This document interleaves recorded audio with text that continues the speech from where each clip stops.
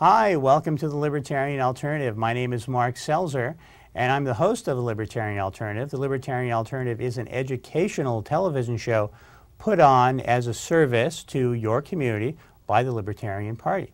My co-host today is Martina Slocum. Hello. Hello, thanks for coming out. Thank you. Well, today we'll be talking to the founder of the Libertarian Party, or one of the founders of the Libertarian Party, David Nolan. David, thanks for coming out today. Well, thanks for inviting me, Mark. So, the Libertarian Party was founded in your living room in 1971? That's a bit of a misconception. The meetings that led up to the founding of the Libertarian Party were held in my living room in the summer of 1971.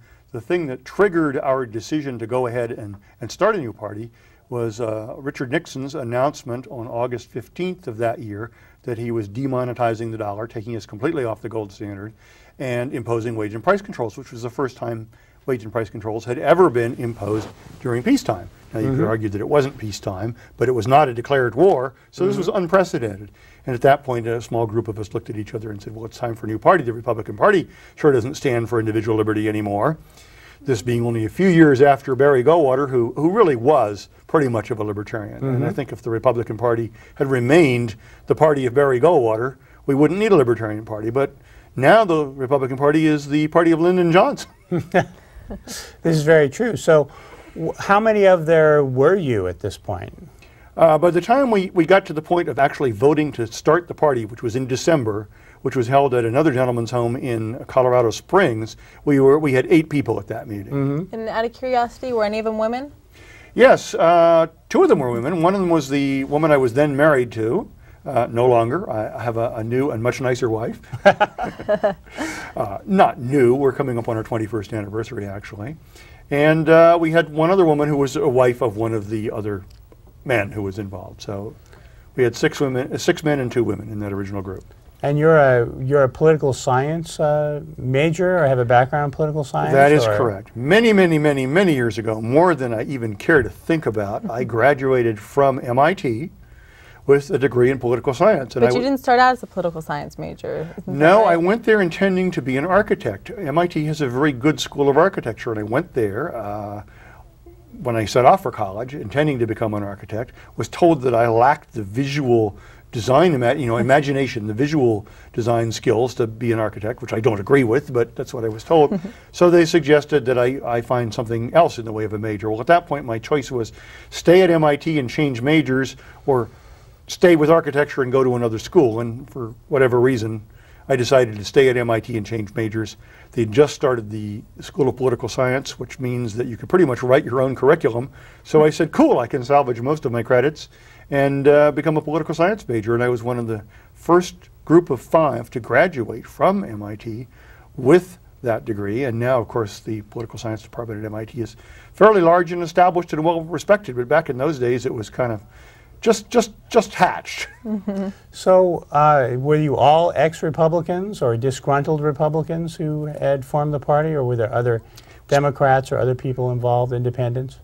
Pretty much primarily people who had been in the Young Republicans organization and were pretty disgusted by Nixon's betrayal of what we saw as Republican principles, although most of us had also always been more sympathetic to civil liberties issues than the majority of Republicans, even at that time.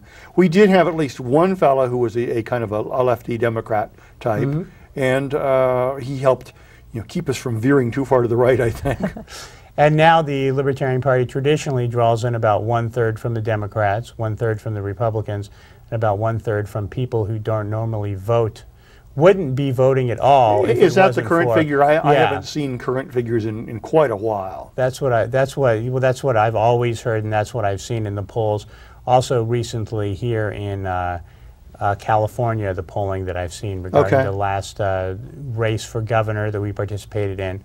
And well, that sounds reasonable. Yeah, it is, and I think that it's very true, because I don't think that there's a lot of people out there, the Republicans and Democrats, offer them nothing, and then they hear about the Libertarian Party, and then they join. Correct. And also, we have one philosophical libertarian in Congress, Ron Paul, our former presidential candidate, and analyzing his vote totals over the years, he votes about 1/3 of the time with the Republicans, 1/3 of the time with the Democrats, and 1/3 of the time he's the sole lone no vote dissenting voice. in Congress. Or in some cases he has one or two people with him. But yeah, a good percentage of the time Ron is either the only person voting against something like the omnibus spending bill, or is one of a handful of 2, 3, 4 out of 435. So that's correct. So what have you, that's the past of the Libertarian Party. Were the people in the Republican Party angry, or what was the reaction then when you first started the party? I think the great majority of them didn't really notice or pay much attention because, you know, okay, here's a bunch of, you know, half dozen kids just out of college, basically, out in the wilds of Colorado. We're starting a new party. Yawn. How many parties have been started in you know, exasperation with the two major parties over the years? In its 2-century history, the United States has had, I'm sure, hundreds of alternative or new parties, and only a dozen or less have achieved any lasting significance. And of course, the Libertarian Party is one of those. It's now 33 years old. In terms of number of votes that it gets in elections nationwide, excluding the presidential race, where we've not had a celebrity candidate. Typically at the congressional level and the grassroots level, we get more votes than any other party. So we've got both duration in time and breadth in terms of number of candidates and number of votes.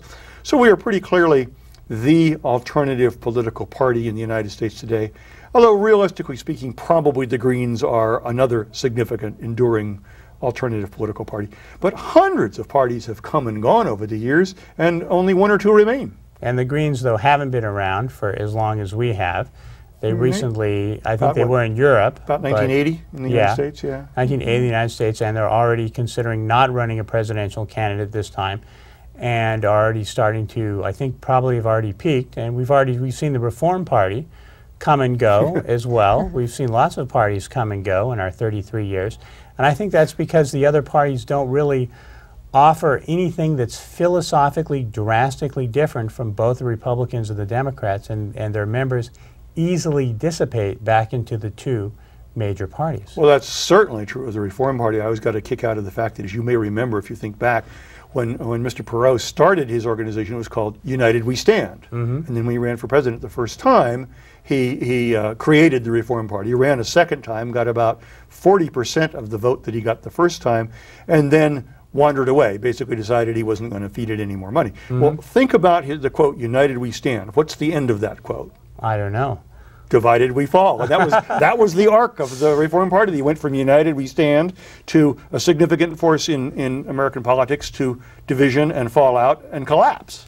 Yeah, I don't think there is a really active party in the United States that's been around, a third party that's been around for 33 years. I can't think of that. Not nationwide. Some in, say, New York, where they allow crossover voting and so forth. But nationwide, we are the only existing organized political party that's been in existence for a third of a century. That's for sure. And I don't think we have any. I don't think we're going to go away either. I don't think the Libertarian Party has its ups and downs. We had a big peak in 2000 when we ran, for the first time in 80 years, we ran congressional candidates in 60% of the representative districts nationwide, and that was the first time that had happened in 80 years that anybody had contested a majority of the seats in Congress. And I think we squeaked by with just 50% plus one in 2002, and nobody else has ever run more than about 100, a quarter of the total. And typically, most alternative parties run 2, 3, 4, 12, 15, you know, aren't players anywhere except in 1 or 2 states.